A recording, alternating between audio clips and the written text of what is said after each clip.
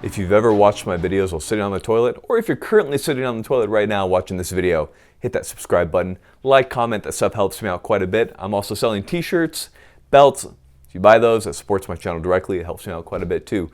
Put the link right below to Alonso Defense Group. The Glock 19 Gen 5. I got a chance to go to the release party at Sharpshooters Indoor Range Gun Shop in Spokane. If you haven't been there, give it a look. They're a big supporter of ours. I got to fire some rounds through it on the release date, as well as handle it quite a bit and talk with the Glock rep about it. So we're going to kind of put everything together and talk about what I've seen from it, what I think is good, bad, and I'm kind of indifferent to. So a lot of people look at the Glock 19 Gen 5 or the 17 Gen 5, and because it looks so similar to the Gen 4 externally, they don't think a whole lot has changed. Now a whole lot has changed, and we're going to talk about that. So first off, externally, what's changed on the Glocks is a new coating. It's an NDLC. So basically it's some type of ion bonded coating, something like that. But what matters is that it's supposed to be more wear resistant, and it's supposed to run better when it's degreased or in adverse conditions. Have we had a chance to test that? No. And that's the unfortunate part. However, that being said, Glock has always done really good coatings, so I have no doubt that it's going to run quite well. It's kind of a darker black, as you can see in the video right here, compared to the Gen 4, which is kind of like a grayer, kind of matte color. I like it. I think it looks good. Looking cool does matter, as we've talked about before. If you look at the front of the handgun, you'll notice that it's beveled. So what does that do? Well, it's beveled because when you go to holster that weapon, it's going to be easier to insert it into the holster. Good? I think so. I think this is a good thing for training, for kind of ease of reholstering under stress and those types of things. So I think it was good on Glock that they went ahead and beveled the front. If you'll notice as well, you also have an Ambi mag release, so it can be switched from one side to the other. So cool, good times. As well, it has a Ambi slide release. Is that big of a deal for a lot of us? No. I shoot right-handed and I don't switch my hands. I'm not Steven Seagal. But, for those left-handed shooters out there, that might be a good option. So it is good for them. What is cool about the Gen 5s is the built-in flared mag well.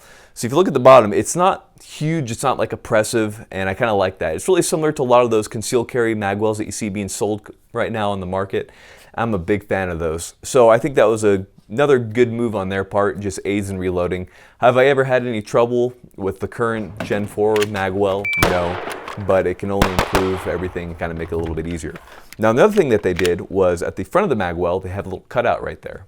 And the purpose of that cutout is that if you have some type of really hard stoppage, you're able to then grasp that front base plate of the magazine and rip that out.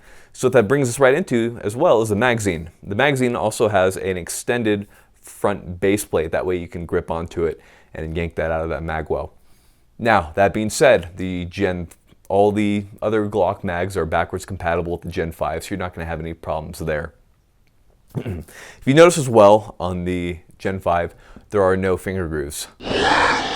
Where did they go? I don't know. It's obviously impossible to grip and to fire. Just literally. But for real, when it comes to the finger grooves, I think this is good, because the finger grooves really screwed with my grip, especially when I had gloves on, and I know with guys with fatter fingers out there, it was a kind of a pain in the butt for them, and a lot of us ended up removing the finger grooves on our Glocks, with custom modifications. So good on them for doing that. A big fan of that.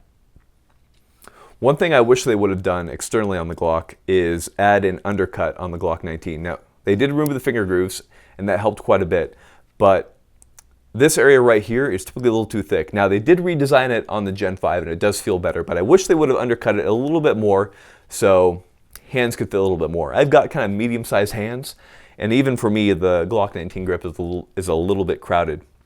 And with the undercut, it's a lot better. So I kind of wish they would have undercut it a little bit more. It works fine, but just kind of my own gripe, but ultimately, it's not that big of a deal. Front slide serrations. So right here, I have a Landers Weapon Systems Glock that they modified for me. As you can see, I have front slide serrations on it. So the Gen 5 does not have front slide serrations. There is a Gen 4 model coming out with front slide serrations. How big of a deal is it? Not big, not that big. you know, if you know how to use them and you need them, then you need them.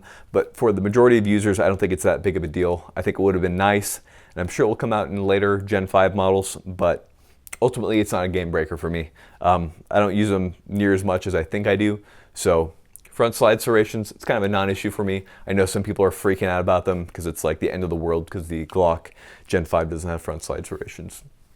Not that big of a deal, guys. You know, bigger things to worry about and all that kind of stuff. The sights are different. So a lot of people aren't kind of noticing this, but the rear notch on the stock sights on the Glock has been widened and opened up, and that allows for kind of quicker sight acquisition. Also, the back little white line around it has also been kind of thinned up, as you can see in the comparison video, and that aids just in general shooting and that type of thing, and everybody ends up replacing those stock sights, but for those who don't, it's going to work a little bit better. So again, I'm a fan of that. I think that was a great idea as well. On the magazine, going back to that for a moment, they do have a new bright orange follower. That way, when you look into the gun, you can see when the weapon is empty, kind of helps with safety checks and that type of thing. Obviously, super innovative. They've never done that before. You can see right here in this mag. This also has that. Oh, that's not a Gen 5 mag. That's a GL9P mag. Oh, I guess they did an orange follower too. Okay, well, in any case, you know, I'm sure it's only Glocks that has done this type of thing. So we have a Gen 5 Glock right here. Oh no, sorry, this is a CZP-10. It's hard to tell them apart sometimes. You know, Ambi slide release and, you know, no finger grooves, all that kind of stuff. But it also has an orange follower. In any case, the orange follower was a good idea from Glock, so I'm a fan of that. So we've kind of talked about what has changed externally on the Glocks. Let's talk about the internal changes, which are quite a few. So they have a new barrel. What's the big deal with that? It has improved accuracy, still using the polygonal rifling that you're kind of used to with Glocks, and they have a recessed target crown. So crown is important. A crown helps to allow a bolt to be more stabilized in flight and that type of stuff, along with barrel twists and all that kind of stuff. So I do think that the recessed crown is especially a kind of a cool little feature there. That way it can't get damaged or anything like that as easily. So good on Glock for that. They say that this barrel is 50 times more accurate. I don't know about that. I haven't had the chance to test it. Again, more testing is needed from me or from people who are much better shots than me. But that's what they claim. I have no reason to doubt them. What's that going to mean? It's going to mean that, you know, greater possible accuracy for you, but I've never seen anybody outshoot a Glock barrel because they're already fairly accurate. The recoil spring assembly. So on the Glock 19, it seems to be exactly the same. On the 17, it has changed and it's a little longer. Now, from the Glock rep when I was talking to him, and again, this hasn't been released yet, so I don't know if it's official, they told me that they've changed the timing on the Glocks with both recoil spring assemblies. So what that means is that they basically timed it a little bit differently. So with Glock mags, as they wear out and as they get slower in feeding those rounds up, they allowed the timing to have kind of a greater window to pick up those rounds. And essentially what they told me is that it makes the weapon a lot more reliable. So that, coupled with the coatings and a couple other changes they made to the extractors and things like that, they say that they've increased the reliability by, he quoted me, 600%. I think that's kind of ridiculous. I don't know that that's specifically, I don't know, like a good percentage to quote. But that's what the guy told me. They told me that a couple of these Glocks have a lot of rounds on them without failures. I heard 30,000 rounds without a failure, so that's cool. I'm interested to see how they really do in my own testing, but for now, it seems that they improved reliability. So that is cool, as the Glock is already known for being a fairly reliable weapon. A couple of things that have changed. The firing pin safety is now closer to the G42, G43. It's just a little more rounded. It kind of helps with trigger pull and all that kind of stuff. And that brings us to the trigger, which is better. How better? Not by a lot. So I tested both the Gen 4 and the Gen 5 on a brand new guns at the gun store to kind of see which one felt better. And it was very slight, but the Gen 5 does feel better. The reset on the Gen 5 is a little bit shorter than the Gen 4. What does that mean? It means that You're gonna have quicker follow-up shots, all that type of stuff. You don't have to bring the finger out as much. Less finger movement equals more accuracy for you when you're on the range. So good on them for that. Besides the trigger that has been redesigned, extractor, firing pin have both been redesigned to be more reliable. I don't know a whole lot about what they specifically did, slash I'm not an armorer, so I can't speak too much to it, but I've been told that it increases reliability. Finally, one last note to make with the trigger is that there's no ribbing for your pleasure anymore. So it's now smooth instead of that little ribbing on it. So I was kind of indifferent to that. I kind of like the ribbing on the Gen 4s, but they removed it. I'm indifferent to it. It doesn't really change my life at all. So anyhow, guys, that's the Gen 5 Glock. I'm going to be getting my hands on one in the very near future and doing a lot more testing with it. I'm a fan of Glock. As much as I crap on Glock the CZ, I do like the Glocks quite a bit, and they're extremely effective.